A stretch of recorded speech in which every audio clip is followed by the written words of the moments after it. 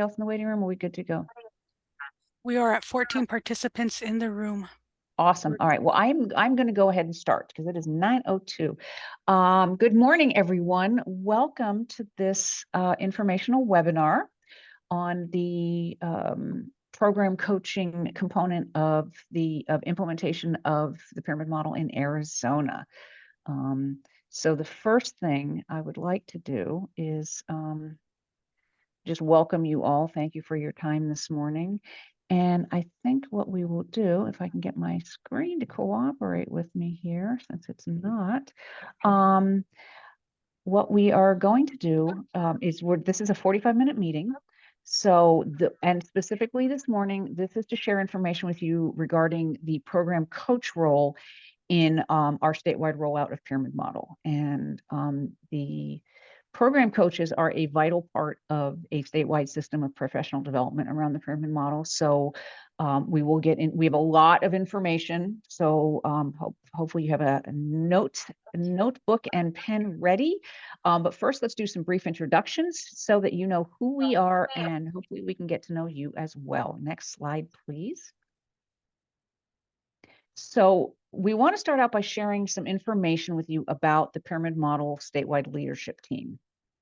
And the Statewide Leadership Team, or SLT as we call it for short, started, we had our big official first in-person meeting in January 2023. I think our first meeting was back in October. Hopefully I have that right. But we are a cross-sector and a very collaborative group. So we have been meeting monthly to start the implementation and scale up of pyramid model throughout Arizona.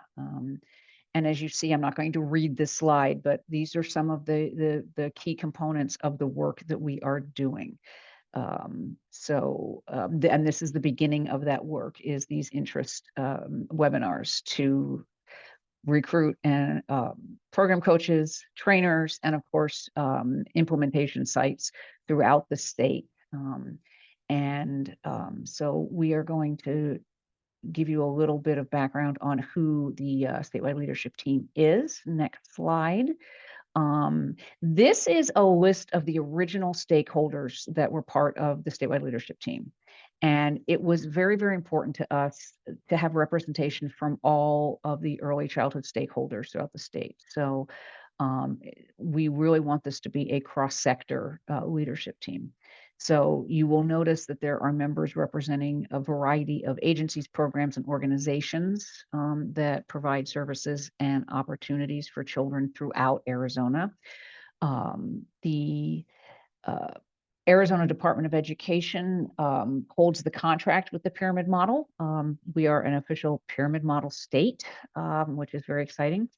So, and who at ADE is involved in this? Well, it's the myself, who's in the academic standards early childhood unit, and some of my colleagues, Rhonda and Lourdes. And if I forget anybody, please jump in, because a little nervous.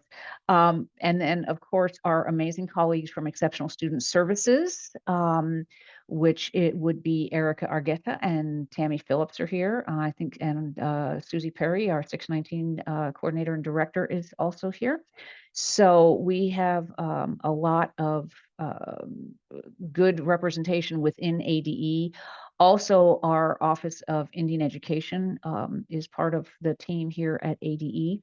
So, but you'll see this is a good list of who has been part of this work.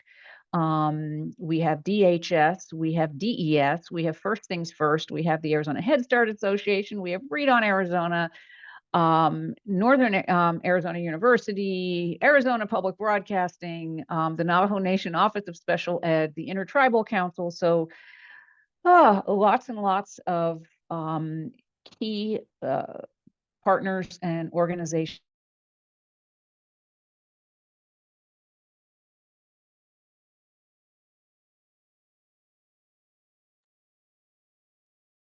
I think Patsy froze. who are all committed to supporting. I wanted to share with you our vision and our mission, because that's we think that's very important. The vision of the Arizona Pyramid Model Statewide Leadership Team is that all Arizona early childhood settings support the social and emotional development and inclusion of all young children, honoring their family, their culture, and their community. And our mission is to collaborate with families, community partners, and policymakers to design, implement, and sustain a statewide evidence-based system for the social and emotional development of all Arizona young children. Next slide, please. So the history of the pyramid model in Arizona, and Lori, I know you're on this call, so please feel free if because you started this before I got here. But like I said, the SLT as it currently exists started our big monthly meetings in January of this year. So we are still in our very first year of implementation. But a little history lesson. Long before there was it was called the pyramid model, there was CEFL, the Center for the Social Emotional Foundations of Early Learning at Vanderbilt University. CEFL's focus was on promoting the social emotional development and school readiness of young children birth to age 5. And then CEFL became Taxi for a little while, and then kind of folded into NCPMI in 2016. So for those of you who are used to hearing about CEFL, CEFL is now an integrated part of the pyramid model. So we know some folks are still talking about CEFL quite a bit, so we wanted to clarify that point. So as we shared earlier, we started meeting on a monthly basis this year. And the goal in this first year of implementation has been to set up the systems and structures to recruit and launch our initial teams of program coaches, trainers, and those critical implementation sites. And through data collection from a survey that we did earlier this year, the SLT is aware of some really amazing pyramid model efforts that are already taking place throughout the state. And some of the programs listed on this slide are doing the work, and there are others as well. But as a result of this survey and the information and data we've collected for our first cohort of implementation site, we're recruiting those who have already been engaged in some degree of implementation to partner with us and to become our first official pyramid, capital letters, pyramid model implementation sites. So because one of the things that we want to start on a smaller scale and scale up, we'd rather start small and start well than start big and not have it be sustainable and of high quality. So, and the SLT has also become aware of program coaches and trainers who've been involved in pyramid model efforts in Arizona. And we are working on reaching out to those professionals to join these interest webinars. And our plan for fall of 2024 next year is to invite additional programs to join us in this amazing journey we've undertaken for statewide scale up of pyramid model. So as we grow implementation sites in Arizona, we are also wanting to grow program coaches and trainers as well. Next slide, please. So why are we doing the pyramid model? Why has Arizona decided to invest this time and energy and funds into statewide scale up of pyramid model? And the points on this slide are really the why behind the pyramid model. This is what the research shows happens when programs intentionally install and scale up the pyramid model. In order to get these results, we need program coaches to support implementation sites in their site level scale up of the systems that are needed to implement pyramid model with fidelity. Really, we want to ensure that the implementation happens the way it is intended to be. Next slide. And if anyone has any questions, I cannot see the chat, but please put questions in the chat, and my colleagues on the call here will absolutely answer those questions. So All right, so next slide. So Arizona is not the only state, obviously, in the pyramid model journey. Here's the map of the states. The states in orange are those states who have been engaged in statewide implementation. And in addition to this, the Pyramid Model Consortium and NCPMI, which I should state is the National Center on Pyramid Model Innovations, has collaborated with 45 countries in pyramid model support. So we are now connected to an international community of other professionals who are involved in systematic efforts around the pyramid model. And we're learning from those who've been engaged in these efforts before us, which is actually really great. I think the timing for Arizona has been wonderful because we have so many, as you see on this map, that we have so many colleagues in other states that we can connect with to ensure that we are doing this work well. And we're excited to share our journey with others as we keep going down this road. So next slide, please. Um, so the pyramid model, just a brief overview. It's a framework that can really help us address concerns facing our early learners and early learning centers. The pyramid model includes and supports all children and provides teachers support that they need to address challenging behavior at all stages of development. Um, and what's nice about this framework is it organizes efforts so that we can all be better prepared to support all children and all families, no matter what trauma they've experienced or developmental delays they may encounter. The pyramid model framework really supports adults to provide a truly inclusive environment for all children. And excuse me, I'm having a little flutter on my screen. Good old ADE Wi-Fi here. So as you see, we have the pyramid is starts out at the bottom with all children. The foundation of the pyramid model is the effective workforce. That's the policies and procedures that guide staff and dictate expectations of pyramid model throughout all programs. But tier one, the blue tier is that universal promotion. So the quality relationships and the quality environments that are best practice for all children. Without these in place, the targeted and intensive strategies, the higher levels will not be nearly as effective. So that tier one is critical. And then tier two, that green level of the pyramid, it is that secondary prevention. So that's when those universal strategies are not enough for a child and we move to more targeted interventions and support. And this is where we can begin to data collection and begin to embed more intentional instruction and practice for those 10 to 15% of children that need additional support.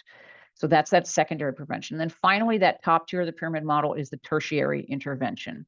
And that's very, very targeted. So if those targeted social emotional supports at tier 2 level are not enough, that's when we initiate a team-based intervention. And that's when the practices at the lower tiers have been implemented effectively.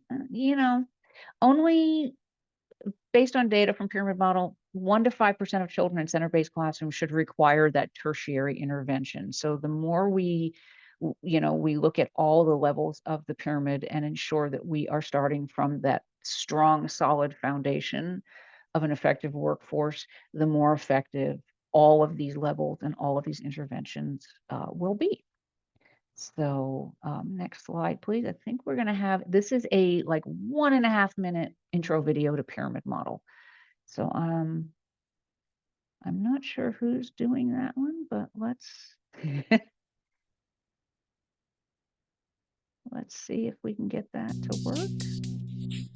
Can everyone hear it? I'm Ron Royal with the University of Colorado, Denver and the Pyramid Model Consortium.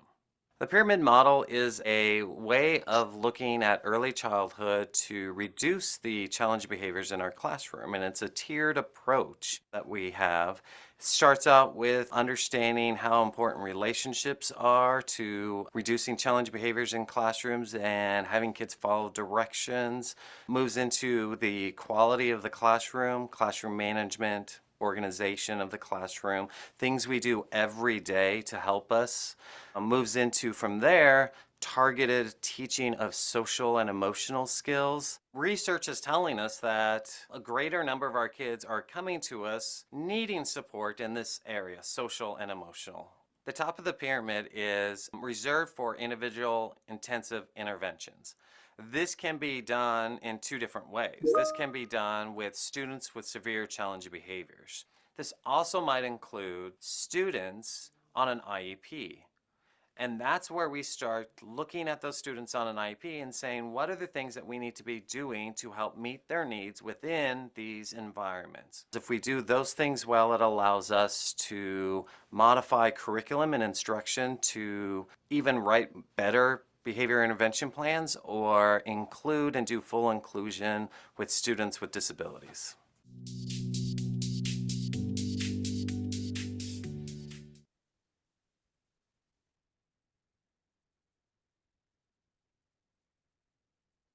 All right. Uh-oh.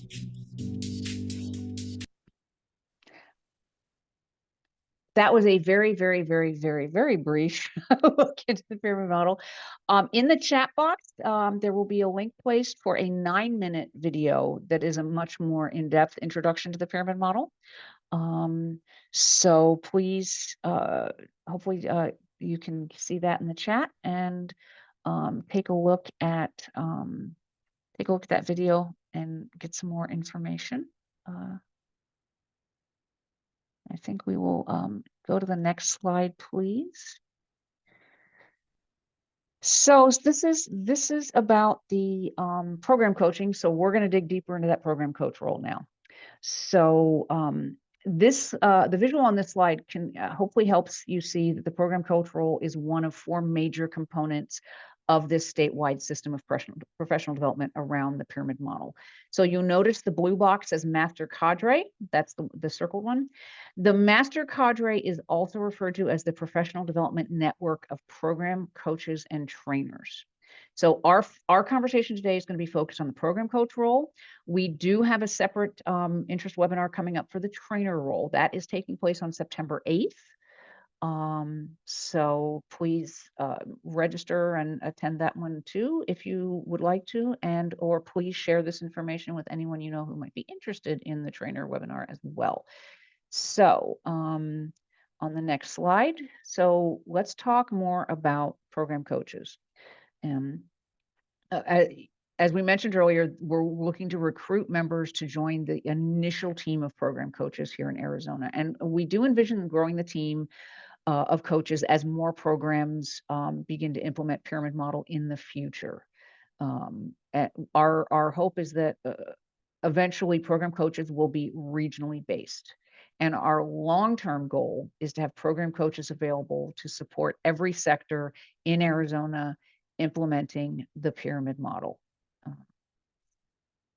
With our first cohort from January to June of 2024, we will be starting with school-based preschool and Head Start programs, because right now that's where most of the pockets of implementation are already taking place. And as I said earlier, you know, we want to start where we already have things happening so that we're not, you know, we don't need to reinvent the wheel here. So we want to start where there's some good pockets of implementation already happening. But the goal is to eventually have systems of support for pyramid model to touching all of the sectors that you see listed on this slide. Another area that is newer and currently being developed, you'll see it mentions Part C, early intervention home visiting, but we also are looking at the home visiting space that is not necessarily connected to Part C or early intervention, you know, like the McV program. So, but these sectors listed here are where our goal is to eventually be embedding pyramid model coaching and support. So next slide, please. What is the role of the program coach? And this is a lot of text, but we wanted to give you a lot of information. If you've been involved in other pyramid model efforts, you may have heard the term external coach. Some states use the term program coach, others use the term external coach. So we want to clarify what we mean. As implied by the name, the program or the external coaches are external to the implementation site. as opposed to, say, a current employee at an implementation site who is an embedded or an internal coach for the site. So, so what will the role of the program coach include? Supporting implementation sites, which will we anticipate needing about 6 to 10 hours per month per site. Supporting the site leadership teams. So that means attending monthly meetings, supporting whomever the implementation site leadership team facilitator is in planning those meetings, and supporting the collection and use of data, and supporting that planning, that implementation, the scale up, sustainability, and supporting that planning for ongoing professional development and coaching activities. We are very, very, very committed to. We want to make sure that we have sustainability in this thing. We don't want sites to sign up for a year or two and then have this fall off. We really want to provide the kind of support that's needed to keep this going long term. And so really building the capacity of the program-wide implementation and building programs long-term capacity. So those are some of the key roles of the program coach, as well as I mentioned the internal coach. Also, we would also consider this our practitioner coach. So that's a practitioner coach is someone who actually works at the site as an internal coach. So really supporting the practitioner coaches around the practice-based coaching, and supporting those practitioner coaches in the use of data and engaging in data-based decision making. So those are some of the key roles of the program coach. And next slide, please. Looking at the criteria. And I want to be clear that we have an application for anyone interested in applying to be a program coach. So this information will also be available to you in the program coach position description and the application. But these are the primary criteria. We need program coaches who have experience in training and coaching, experience with observational assessment tools, experience working with diverse learners ages birth to 5, and experience leading and facilitating collaborative teams, and providing technical assistance as well as training across diverse early childhood settings. Yeah, as we mentioned, we are starting with school-based programs and Head Starts, but as I mentioned earlier, our long-range goal is to really tap into a variety of sectors that are serving young children and families. So that experience will come in then. Ideally, a program coach would have a master's degree in early childhood education, early childhood special education, or a related field, or someone who perhaps has a bachelor's degree and at least 5 years experience working in early childhood. So there is some flexibility there. But that criteria on the top is really key. Interest in and commitment to promoting evidence-based practices related to positive social emotional outcomes for young children. That is a key. Next slide, please. These are some of the professional expectations of our program coaches. So being able to build relationships based on mutual respect is absolutely critical. And being able to, I'm not going to read through all of this, but modeling those culturally responsive interactions, having effective communication skills. These are all critical elements. And of course, modeling best practices for working with young children, and having a knowledge and background in trauma-informed, trauma-responsive strategies is another key. So these are things that these will be expectations of program coaches who will be taking on these roles. In terms of competencies, if we go to the next slide. Now, this is something that we want to support program coaches in developing. So we may have program coaches who apply who already are deeply embedded in this work. However, we also want to support this development for people applying for and becoming program coaches. So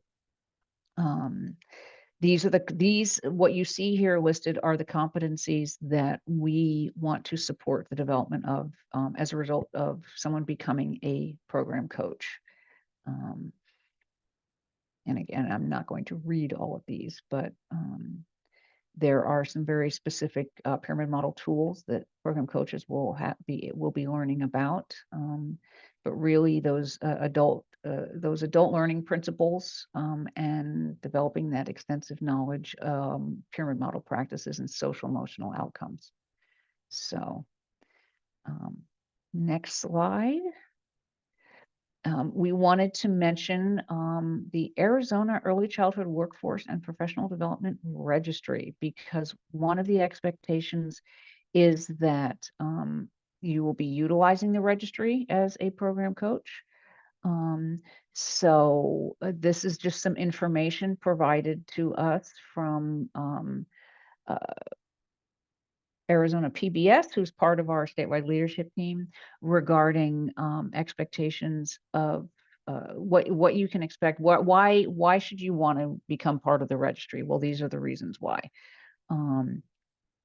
So I'm going to move. If we can move to the next slide. I'm trying to be mindful of our time this morning. I know we've had a lot of information. These are some other reasons to utilize the Arizona Early Childhood Registry. So there's tuition, books, fees, and financial assistance available. So I could do a whole. I could probably talk for 45 minutes on and sing the praises of the Arizona Early Childhood Registry. So, but there are many reasons why the registry should be utilized and why we are working closely to embed this within the registry. Does anyone have anything to add on that before we move on to the next slides? And I cannot see the screen, so any of my colleagues want to jump in, please do. There's nothing in the chat, Patsy. You can move Okay, on. thanks. Let's go to the next slide. So I mentioned program coach versus practitioner coach. So,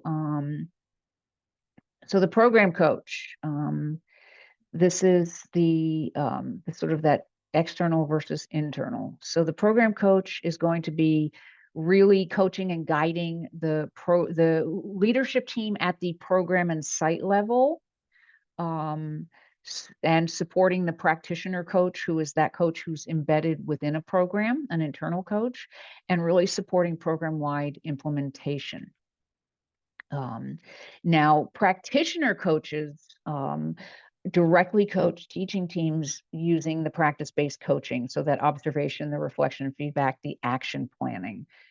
So the practitioner coach will be using the practice-based coaching supports in implementing pyramid model practices within each site and program, and will be directly collaborating with practitioners and teachers and on that implementation within a program.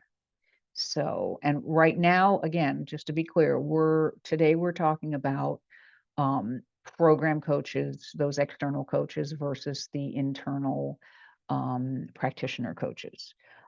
So on the next slide, program-wide versus classroom-wide. So if we have some information about why we want to make this distinction. Program coaches focus on supporting sites in building program-wide implementation versus classroom-wide, because we are aware there's some programs where the program itself may not be consistently utilizing pyramid model practices, but there you may have classrooms where teachers have background in pyramid model and they are implementing pyramid model practices. Classroom-wide implementation means you have a classroom and a program. They've received training, and maybe even a little coaching, and they're doing, they're doing what they can with the strategies in one classroom or maybe a couple of classrooms. But program-wide implementation means the program is really committed to building and creating and sustaining pyramid model practices throughout all of their classrooms, to the point where pyramid model really becomes the culture of the program. In program-wide implementation, the program develops a leadership team that plans for all staff to be trained and coached and engaged in database decision-making. And this is the work that the program coach will support. And so on the next slide, please, why so much time with the leadership team? Why not be in, working directly in classrooms? Well, this data, it shows why. This data tells the story for us. If there's no implementation team at the program level, and it's just sort of happening, here and there in classrooms, the outcomes shown here, over 17 years, you get maybe a 14% improvement in outcomes. When you have an implementation team and a leadership team at the program level, these programs see 80% increase in improvement in outcomes in just 3 years. That is, I mean, I think that speaks for itself. That to me, that's very compelling data. When it's organized, when it is program wide, when it is supported, when it's embedded in the culture of a program, it is far, far, far more effective, which, is what we all want for children and practitioners and families. So we're going to move on now to the next slide. What is this training going to look like? We actually have some of that information. We don't have specific dates set, but this is what the tentative training schedule for program coaches currently looks like, starting in November 2023 through May 2024. Program coaches will also be participating in training with initial implementation sites from January to June of 2024. So, or January, May. And just also additional training for program coaches will be taking place in year 2, potentially 5 or 6 full days of training. And all training provided to program coaches in these 2 years will be free, no registration fee. It will be covered. It is funded. So we want to make sure that's understood. This is all funded. So you see the different trainings here. And again, like I said, we do not have a set schedule, but this is our plan right now.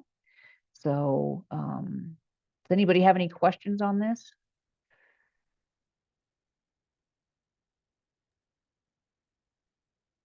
All right, then I'm going to move on to the next. Patsy, it's Yes. Sass. Hey, Sass. Hi. So because I'm not in the classrooms anymore and I don't have sites in particular, if I were to go through these trainings and some of these, module 1, 2, tier 1, tier 2, tier 3 are on site, do I just select a site to visit and kind of practice? And what happens with that? That is an excellent question. We can figure it out. Hope, I'm going to defer to Hope Beisel, and I am absolutely mortified right now, everyone. I realized about 10 minutes in, I was so nervous. I did not introduce anyone on the team that is here. So my apologies to all of my colleagues for not doing any introduction in this video. But Hope Beisel is here, who is our amazing facilitator from the NCPMI. Hope, do you have any feedback to share on how that has looked like relative to Sass's question about program coaches and finding sites? Yeah, that's a great question, Sass. So our idea is that eventually we'll have program coaches covering geographic areas in Arizona. But to start with, we'll be selecting our few, maybe 8 to 10 initial, maybe 3 to 6, we're not sure yet how many implementation sites. And so we'll be selecting implementation sites for program coaches to connect with based on geographic area to hopefully minimize the travel commitment. And so what will happen is that implementation sites will be applying to become an implementation site. And based on who applies and is accepted, that's who we'll be assigning program coaches to. Does that answer your question, Sass? Yes, it does. And so I'm in the Tucson area. So yeah, we're just going to have to figure out who in the Tucson area applies and who is accepted. It's similar to, Erica's in Yuma as well. So just depends. Yep, Thank you you. got it. Yeah. Exactly. So try to match it up. We don't, since you're in the Tucson area, we're not going to be sending you up to, Kayenta or something to do coaching. So yeah, we want to do matching up as best we can based on our pool of implementation sites. And it will be based on the implementation sites, also possibly based on sector. So if you're employed or working primarily with the Head Start program, we would try and partner you up with Head Start. The same if it's an ECSE or general education preschool program, we're going to try and make matches based on sector as well, as long as that makes sense. Perfect. Thank you so much. And that's not to say that we can't have cross-sector representation. A coach from Head Start could be just as effective coaching a school-based program. It just depends on the dynamics of who the employer is and who the actual site is.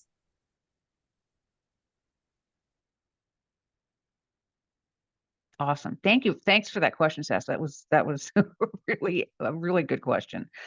Thank you, Hope.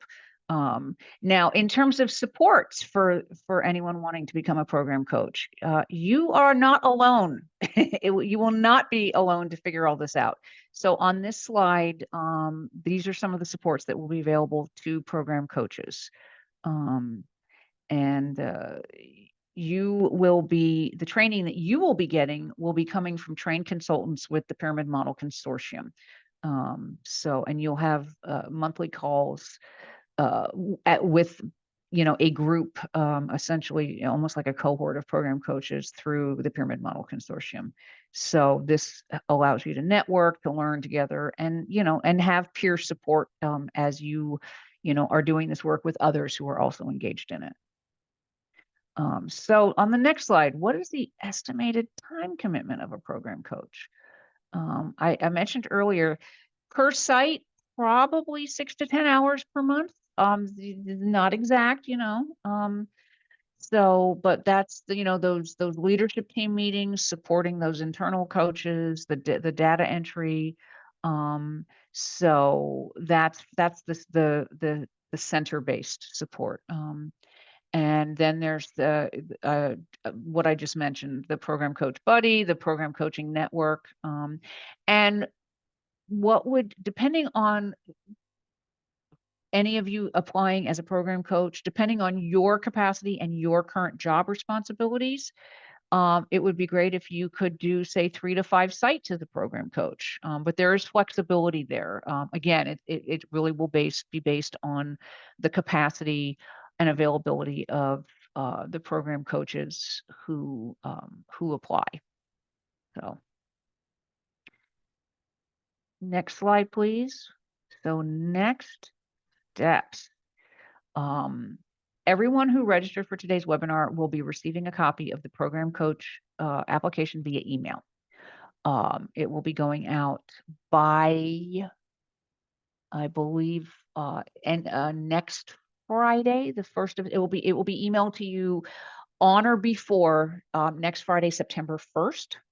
And then the deadline to submit your application will be September 30th. So that gives you a good window of time there.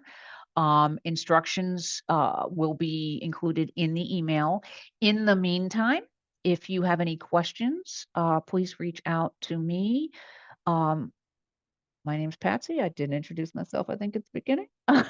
But along with my awesome colleague, Erica Argueta in ESS, Early Childhood Special Education, we are the co-leads of the statewide leadership team. And I don't know if we want to put our emails in the chat.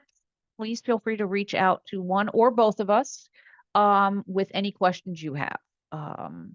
So we are happy to answer questions and provide any information or clarify anything that either we didn't touch on today, or that any additional information you may need. And then once we solidify those training dates, we will send those out and reserve those times on your calendar. And I will say that, right now, as I mentioned, we don't have the training date set, but we will get, as soon as we know them, you will know them. So we want to be mindful of everyone's schedules and not, we want to get that information out in a timely manner. Next slide, please. We do have 2 additional interest webinars coming up that we want to let you know about. The next one will be the trainer interest webinar on September 8th. That one is and that's a Friday, and that will be in the afternoon. And then on September 15th, the implementation site interest webinar will happen on Friday, September 15th at 10:30. And if you know of anyone who would like this information, but who cannot attend these webinars, we are recording them all, so we will have that available to view. So please feel free to share this information with colleagues that you know who would like to learn more about this, but who cannot attend these webinars live. So, and then I guess the last thing, let's see. Oh, yes. If you can complete the Google form, a little survey, that hopefully it's in the chat, you will get a free ePyramid course just for being here today. You have 3 options: the wellness module, the trauma-informed care module, or the practices to reduce implicit bias, disproportionality, suspension, expulsion. So that's, I'm going to say that's probably going to be a really hard choice, because those all sound really amazing. But please go ahead and utilize the link that is in the chat and get your free ePyramid course. And because Patsy, I do yes, want to share that it is a very short survey. This is what it looks yes. like when you Oh, cool. click it. So really short survey. Short. Yes, like very short. Awesome. Are we ready for the biggie? Are we ready for the big one? Should we move to the next slide? Yep. I can't see anything. So, grand prize. One of you today is going to win a pyramid model preschool classroom kit. And I love this. All of it's in English and Spanish. So, Hope, how are we doing this? How does this work? Yeah. So this kit has like all of the visuals, the social stories that go along with a lot of the pyramid model practices. So just by being here today, unless you're a state leadership team member, you are not on the spinner wheel. I'm sorry. But everybody else has a 10th chance of winning. And so you'll receive a full pyramid model preschool classroom kit. If you happen to be an administrator or not in a classroom, it's yours to share with your program however you would like to. But I'm going to go ahead and spin, and we will see whose name it lands on. Yay. If it lands on your name, I just need you to put in the chat box your name and email address, and we will follow up with you to get actually, if you don't mind including your mailing address, we'll have that and it saves you an email. You can private message that to me so that your mailing address doesn't go out to everybody if you feel more comfortable with that. But here we go. Oh. We're going to spin for a winner. Technology is amazing. Isn't it fun? I've never seen this before. This is amazing. Who's getting Maria. Is Maria still here? She is. Wow. All right, Maria. If you would like. Hello, everyone. I'm here. Thank you so much. Oh my goodness, that's so exciting. All right, with that, I'll stop sharing and I'm going to turn it back over to Patsy and Erica. And Maria, if you just want to message me in the chat box with your mailing address, we will have these out probably at the end of September after all of our interest webinars are done. We're going to do it all in one batch, but we'll have your information. Thank you so much. I Oh, know. it's so exciting. I love it. All right. That concludes the webinar. It is 9:46. Hey, we did it. We said 45 minutes. We started at 9:02. So, are there any other questions, comments, anything? I really appreciate everyone being here today. I realize that this was a ton of information to cram into 45 minutes. I appreciate your time and your attention today. And I want to thank everybody on the statewide leadership team who is here. I feel really bad I didn't introduce everybody. So I see Rhonda Finding here, Tammy Phillips, of course, Erica Argueta's here.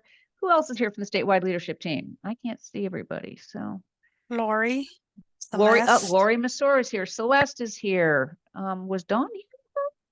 she was, and She she had to go. Okay. leave. Mhm. So Celeste Namath and Lori, awesome. So we have thank you all for being here. And thank you for those of you who are going to apply. We're excited to hear from you. And yeah, so we will conclude this at statewide